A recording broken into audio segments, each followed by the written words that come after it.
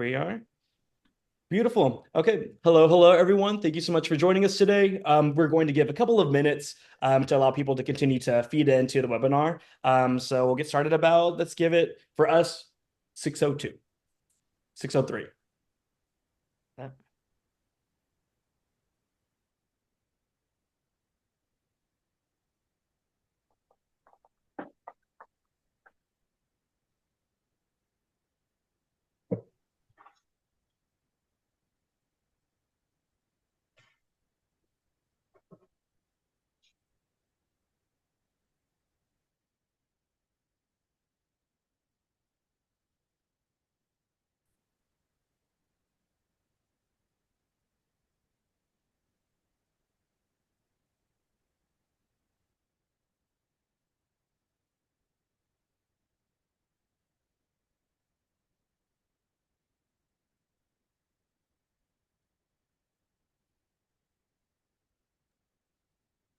Alrighty, I'll go ahead and get us started. Good afternoon or good whatever time of day it is that you are joining us from. My name is Jason Onesto. I am the Assistant Director for New Student and Transition Programs here at the University of Richmond.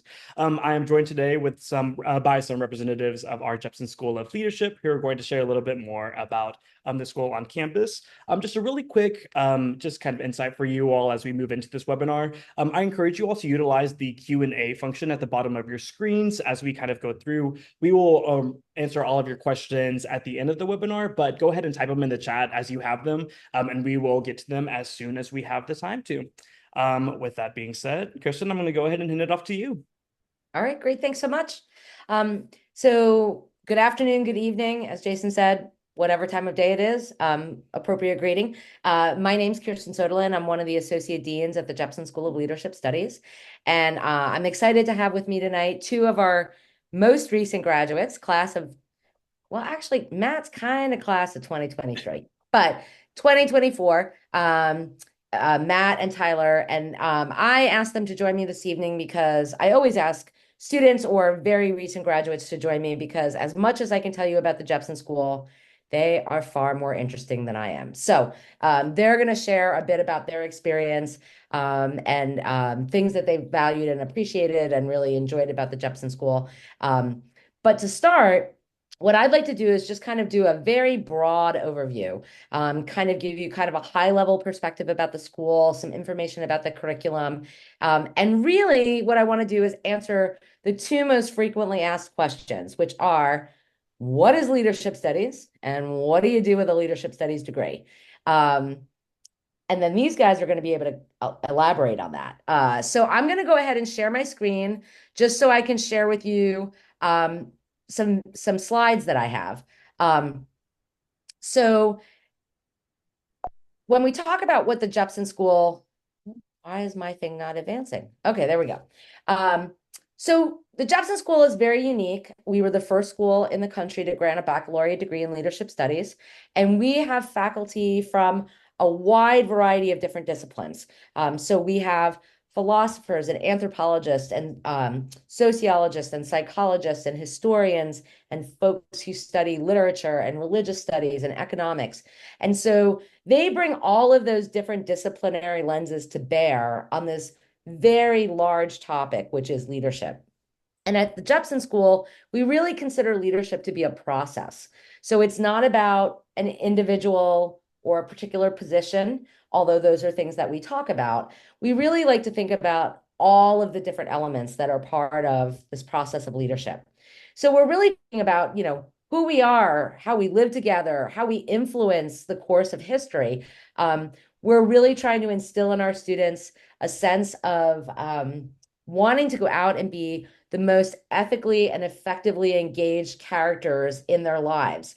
And sometimes that's going to be in a leadership role, but sometimes it's also going to be in a followership role because there's many, many times in our life where we're not in leadership roles.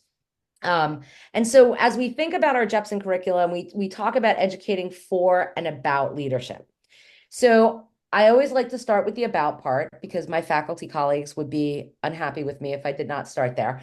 And Matt and Tyler might be laughing when I say that. But so we really try to give our students a foundation that's both a social science-based and a humanities-based foundation. And so we really think about leadership as it was. And so if you think about the past, right? Hopefully we learn from that which has happened before us. So, really thinking about different periods of time, yes, different individuals, different movements, but all sorts of other influences and things that may have factored into how those things have played out. So a lot of our humanities-based faculty kind of reside in, let's say, that bucket, the leadership as it was bucket, although not exclusively, because we've had social scientists who are actually quite well acknowledged historians as well. So really trying to think about, let's look at these different periods of time, these different movements, these different individuals, and what we can learn from those different periods of time and individuals about leadership. Then there's leadership as it is. And I think we can all agree there is no shortage of things in our contemporary world to think about and talk about and ponder and wonder and speculate about in regards to questions related to the leadership process. And so a lot of our social scientists folks may kind of sit in this bucket, but again, we have lots of crossover with our humanities-based colleagues. And so here we're thinking about things like processes like influence, persuasion, power, how those things are used or misused, group dynamics, right? And how groups function or don't function well. And then our kind of our last bucket of classes is really leadership as it should be. And so our benefactors, Bob and Alice Jepson, when they created the school, really felt it was important to have a tremendous emphasis on ethics. And so ethics is all throughout the curriculum, but it actually is the capstone class because we really feel that it's important for our students to be able to really wrestle with difficult issues and difficult topics. And you may possibly hear Matt or Tyler talk about that a little bit because ethics is often one of the more challenging but really exciting courses that our students take. And so the premise here is that that education about leadership, if we provide students that foundation and all of that information, it's not necessarily that we're tutoring people how to be leaders, but if you understand that whole process and all of those elements, then you're really going to be better equipped to actually be a leader. So the education for leadership, we have a lot of experiential components. So we have community-based learning classes. Justice and Civil Society is a class that all of our students, majors or minors, take, which has a community component. But then we have lots of other classes that actually ask our students to go out. Sometimes they might be doing consultative work with nonprofits and other organizations in the city of Richmond. But really applying what they're learning in the classroom in a very experiential kind of setting, working with community partners, working with businesses and organizations, working with students in the city of Richmond. And then we also have a required internship. So all of our majors have to do a credit-bearing internship. They can major in any industry or field, and you're going to hear from Matt and Tyler about their internships, which were very different. So we want people to go out and explore whatever it is they're interested in, because we feel that our curriculum, no matter what field or industry you're interested in, is applicable no matter what you want to do. Now, I will say one caveat. Anybody who's out there who wants to be an accountant, and we need accountants, so I'm not in any way questioning people who want to be accountants, you need to major in accounting because there's lots of licensure and things like that.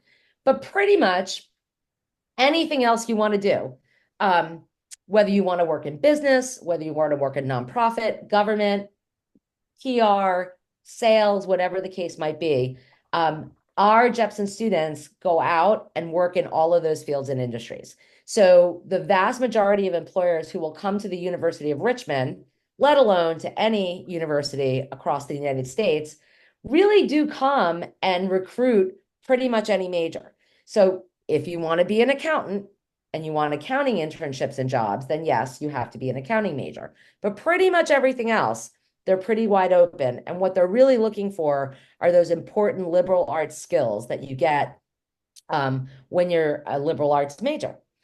So on the screen right now, what I wanted to share with you is our list of core classes.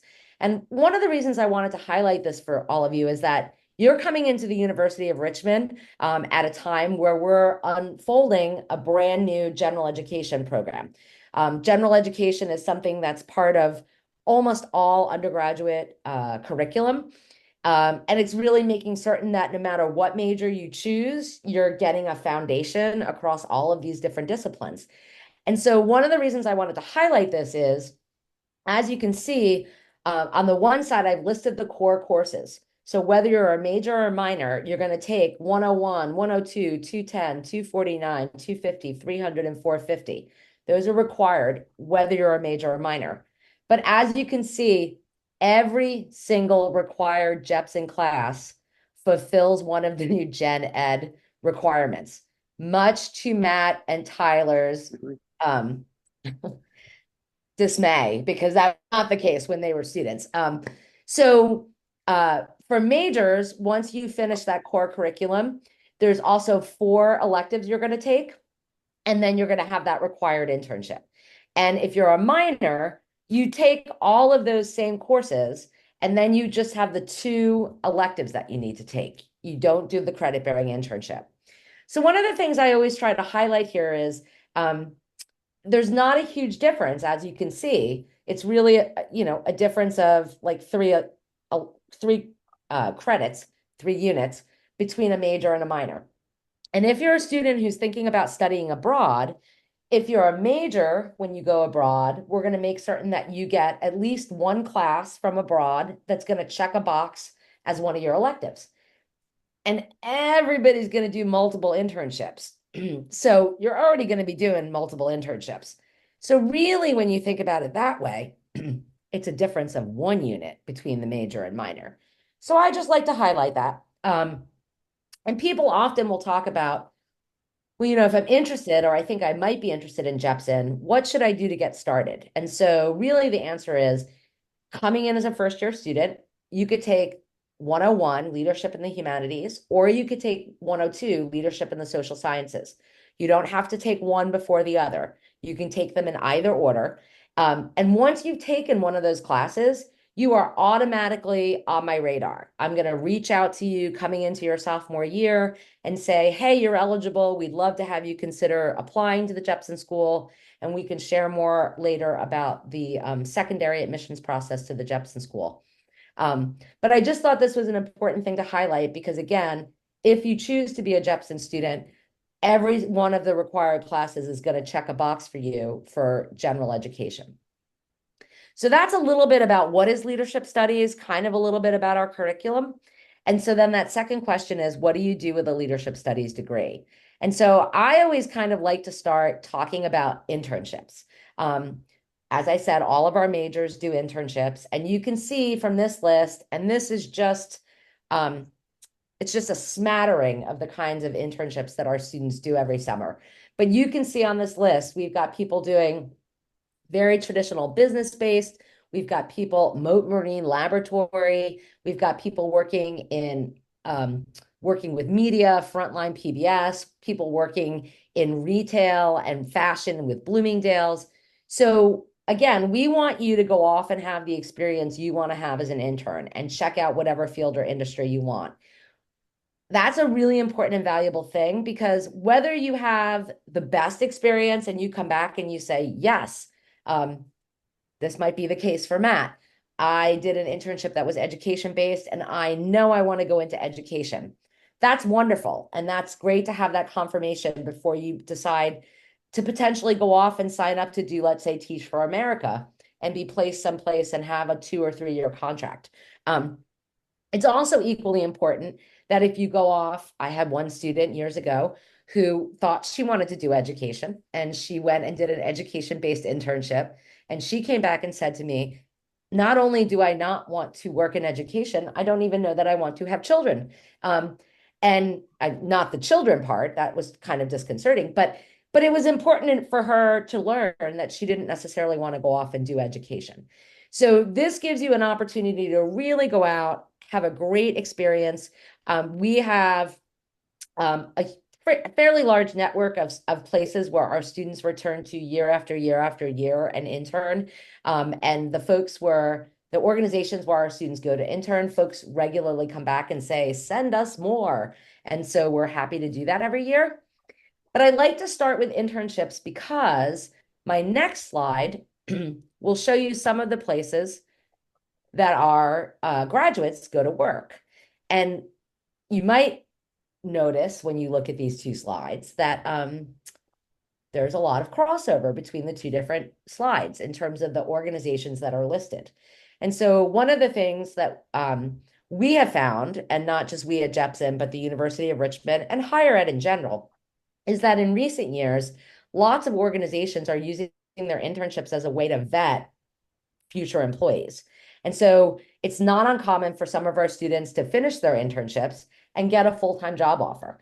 And so they're getting that offer maybe right at the beginning of their senior year, and they lock in and they know where they're going to be going after they graduate, which is kind of a cool thing.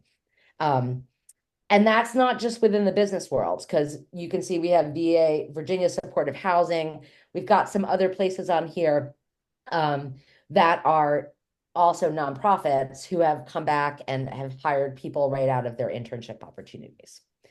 So I'm going to stop talking because that's kind of my big, broad overview. And we can come back, and I've got some other slides about interesting, unique things about Jepson I can share later. But I'm going to stop sharing it just so that we can not be distracted by slides. And I'm going to let Matt and Tyler talk a little bit about their experiences. Matt, you want to go first? Yeah. So as Dr. Sutton said, I'm Matt Rooney. I just recently graduated, technically December 2023, but I walked with the rest of our class in May of 2024. I was a history and leadership studies double major with a minor in religious studies as well. And my internship for this past summer was with Generation Teach. It's a nonprofit education organization trying to lower the teacher shortage and improve educational equity across the country. Used my Burris Fellowship for that, which is a great thing that Jepson has, a great connection for us to help pay for a Jepson internship or help allow us to do it. I was out in Denver, Colorado, used my Burris Fellowship for that opportunity, and I absolutely loved my job there. And now I'm actually going and teaching high school AP Government and Virginia U.S. History this coming fall around the Richmond area. So that worked out for me. Again, as Soderlund said, it doesn't always end up working out like that, but always a really good experience. I love Jepson. I'm one of the biggest Jepson fans, I think. I don't want to say that. I'm sure Tyler is too, but I love Jepson. And I think it really comes down to three things for me. The classes are fantastic. I always talk about my Native Peoples and Sovereignty course that I had with my professor in junior year. I talk about my Ethics of Disagreement course a bunch with students around the University of Richmond. It's essentially just a class you argue the entire time, but not in a problematic way, but a really positive and important way. You really get to see like the nuances of issues. And then I always talk about, of course, my international context class that I had with Dr. Hidalgo. Also, my junior fall, we basically just played like simulation role-playing games the entire semester and got to use leadership in real-world scenarios. A lot of fun, got really intense, made a lot of good friends in that class too. And Dr. Hidalgo is one of my favorite professors here. And that kind of leads me into my second thing. Like, professors are fantastic. They're intelligent, understanding, thoughtful, receptive, ready and willing to help you out. They're also incredibly quirky, but like we're in a really, really good way. And yeah, I just love interacting with them, learning from them, learning with them, because I think that's one thing they really highlight too, is that they're in conversation with us. They're not lecturing at us. We're talking amongst the class. They're just kind of guiding the conversation that we're having. And I also mentioned too that professors genuinely want to help you. I tell the story a lot too. Dr. Hidalgo, I had graduated in December, hadn't talked to him for like 3 months. I just like shoot him an email. I'm like, hey, I loved my ethics class with you, loved our readings. I would love if you had more I could read. And he immediately got back to me with like 10 to 15 readings that he suggested and gave me the resources to just like download and print out and read. And I've read every one since.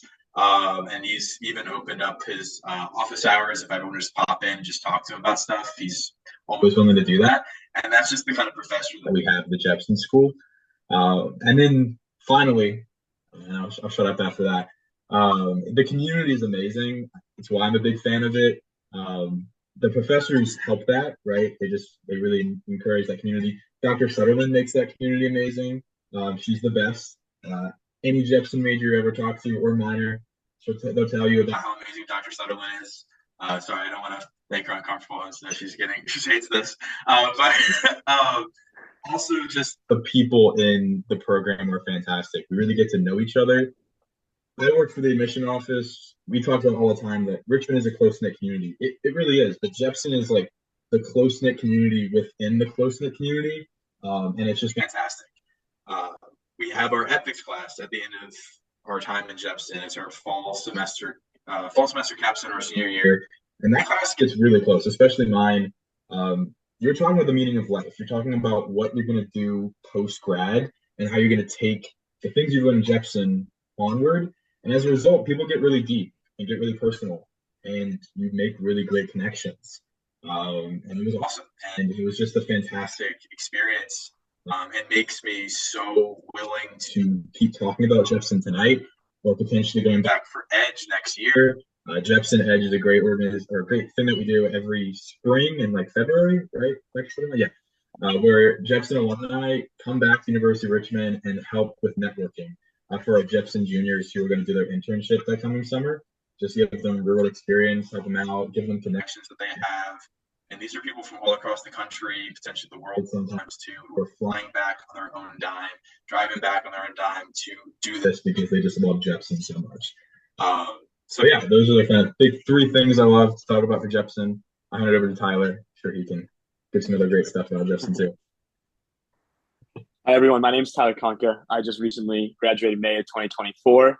I completed my Jepson internship at Barclays in New York City in their compliance department. And as Soderlund had mentioned that some people get jobs, I was one of the lucky ones that did get a job too. So I received my job offer just at the end of that internship in August. So I've known all year that I was going to be going back to Barclays come this July 29th, so my start date is. So I'm also a huge fan of Jepson, probably as big as Matt.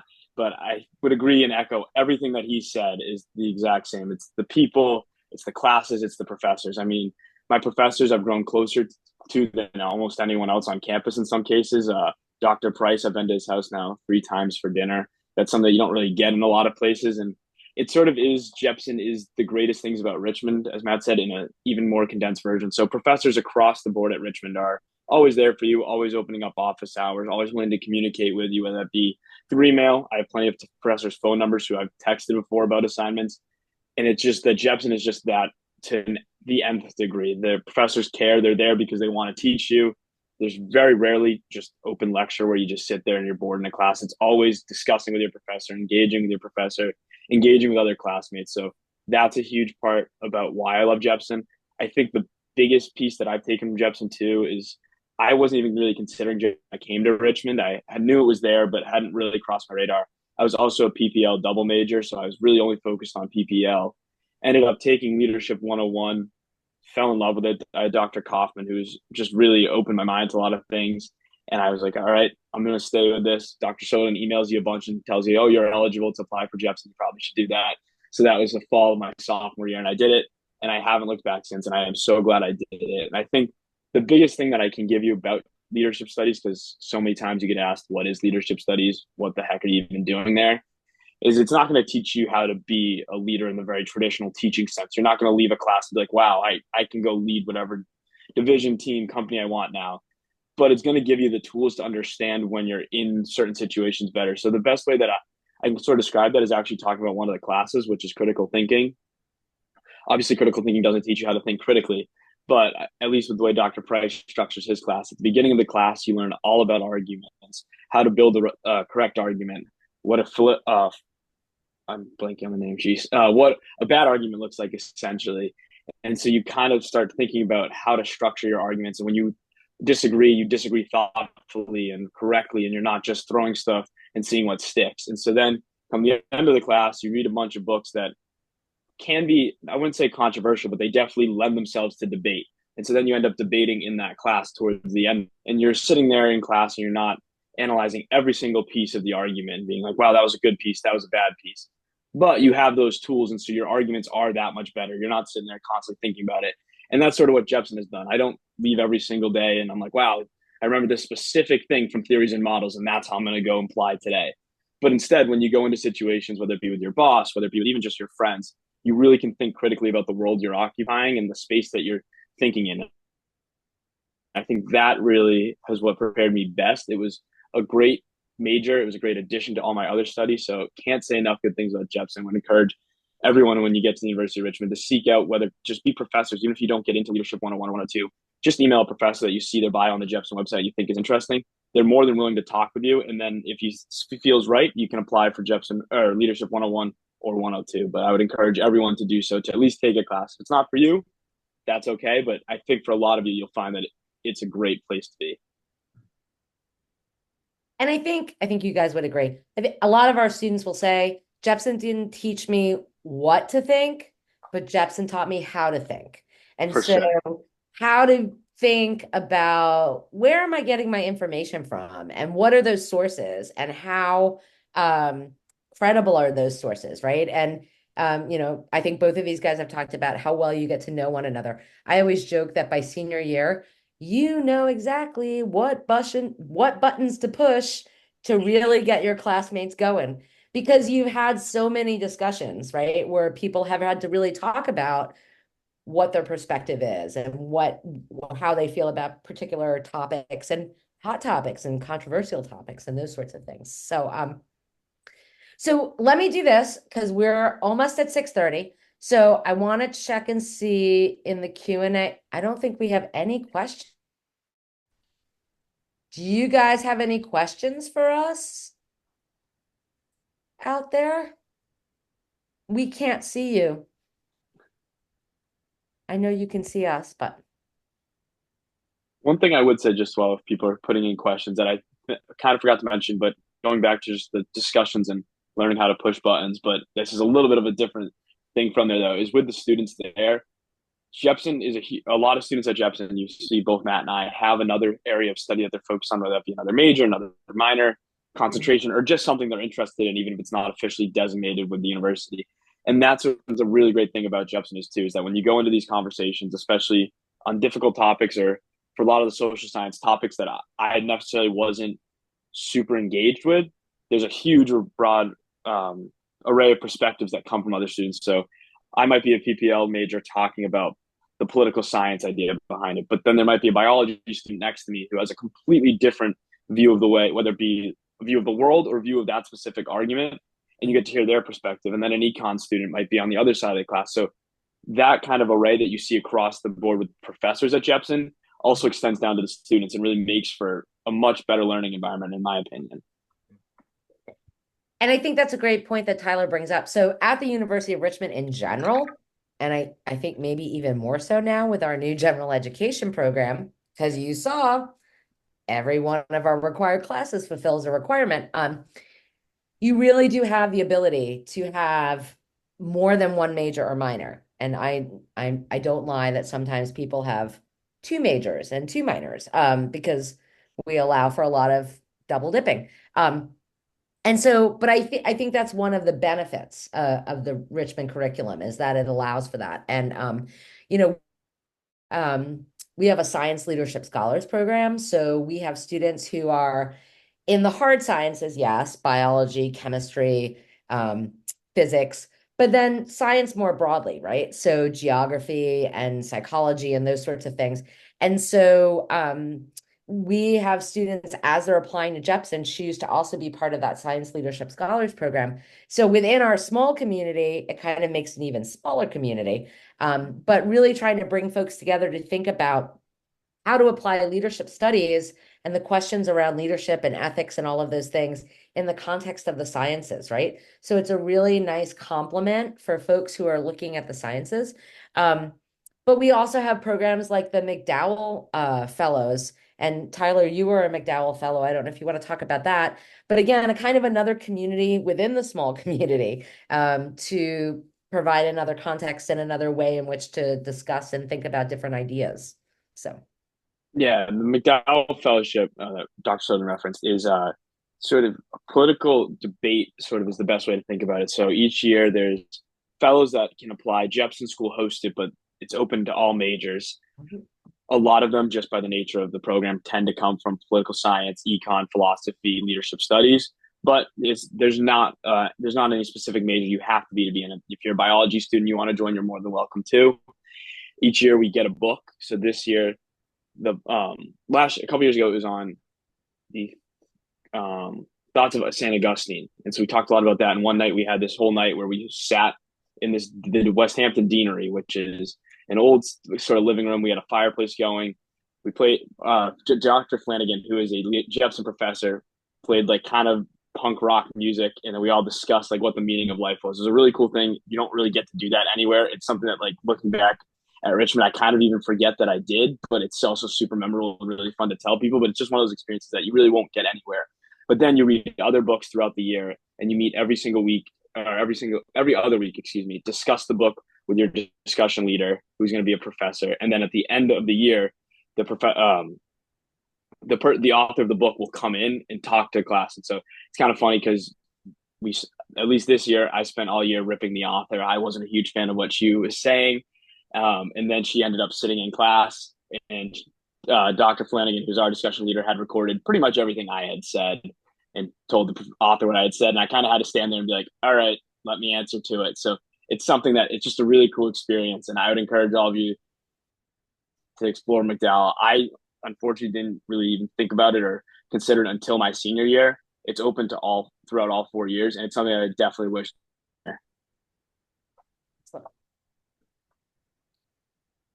all right.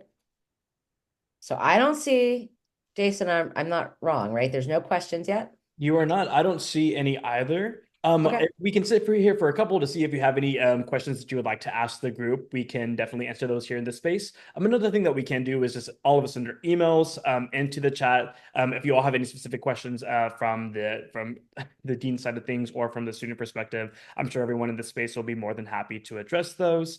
We'll hang out for a couple of minutes if you have any questions. If not, thank you so much for joining us today, and let us know if you need anything. Can I just share a couple more things before we go? Okay.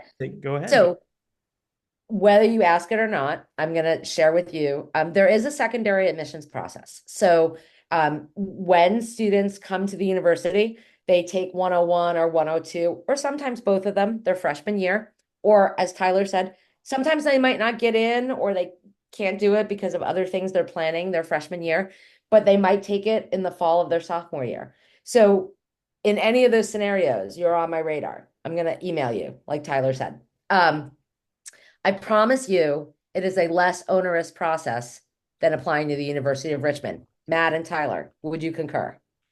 Yes. Yes. So there's an application. There's one essay question. It's very short. We don't let you ramble for 4,000 words. It's short. It's like 350 words. We have you get an evaluation from your 101 or 102 instructor, or both, if you've taken both. You get to have an optional one if you have another person you want to ask. And we look at your transcript. And we look at your transcript not because we have a particular GPA you have to hit. We want to look at your transcript because, A, we like to see what you're doing, right? And what other kinds of things you're taking. And B, I'm going to pick on one of them. This is not the case for either of them, but I'm just going to pick on Matt. Let's just say that Matt took organic chemistry his second semester of his freshman year, and it wasn't his class, which, by the way, I'm totally channeling because I took organic chemistry and it was not my class. And that's why I was not a science major in the end. We like to look at your transcript so that we can see, like, wow, Matt's a really great student, but organic chemistry was not his thing, right? So we like to look at the transcript. And we look at all three of those things.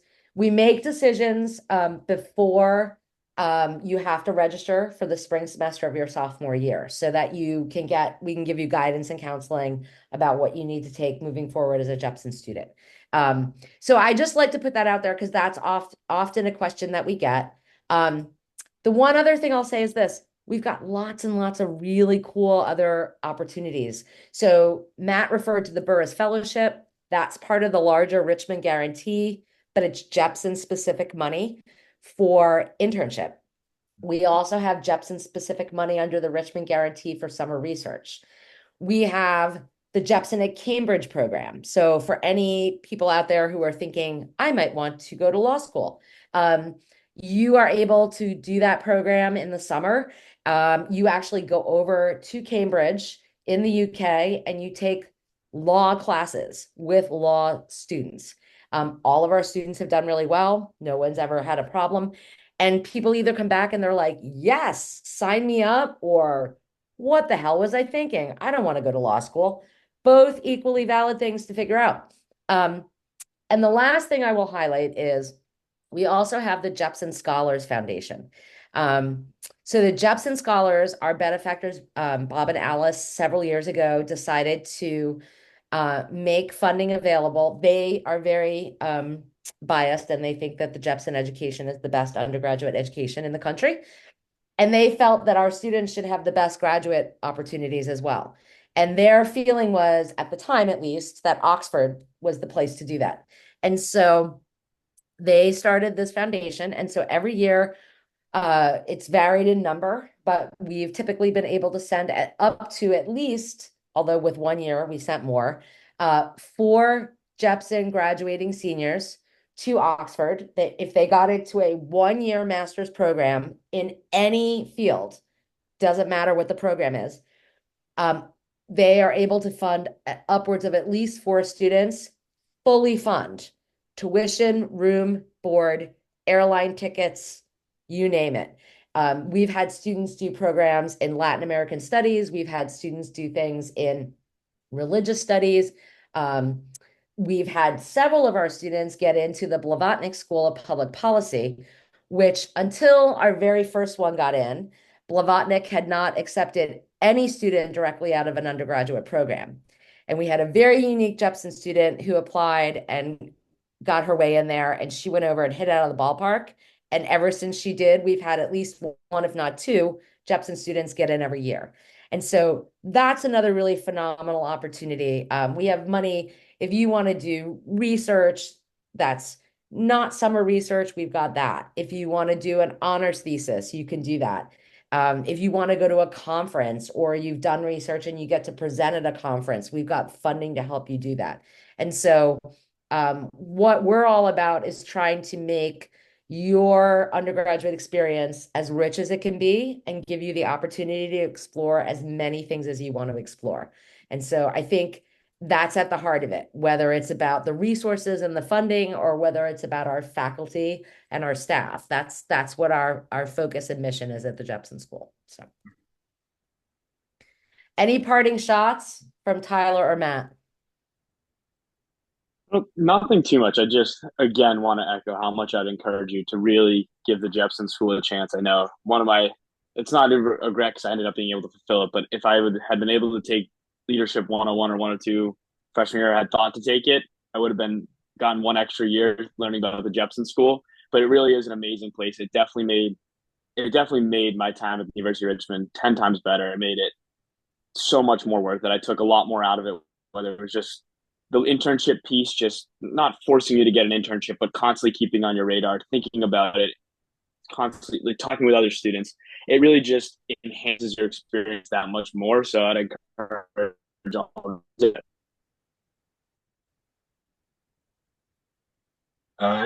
Ditto, same thing. I think you should take some Jepson courses. I'll say the thing I missed most when I graduated was not being in class in Jepson.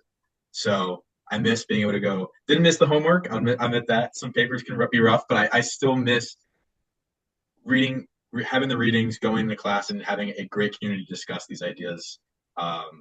Yeah, that's the hardest thing I think I'll miss. So I'm envious if you guys get to experience that because I wish I could do it all over again.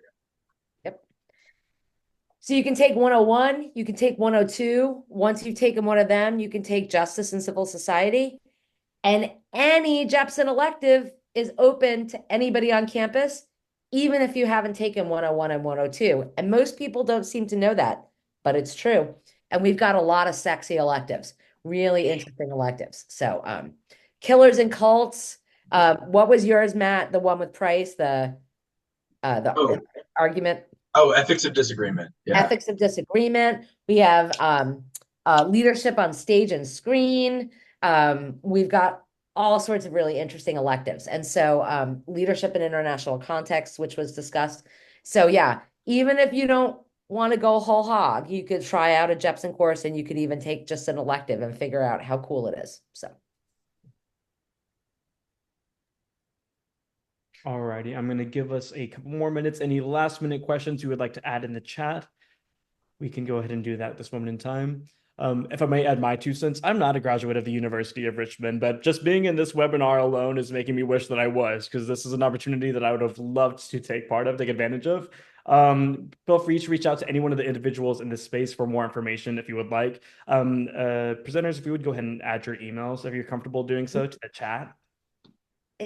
Jason, it looks like the chat is only open to us. There are, if you click the, Yep. should be. When I click, it only lets me send it to the other people who are panelists. Beautiful. Okay, Yeah. so if you all want to do that to me, I can copy and paste and then send it in the chat.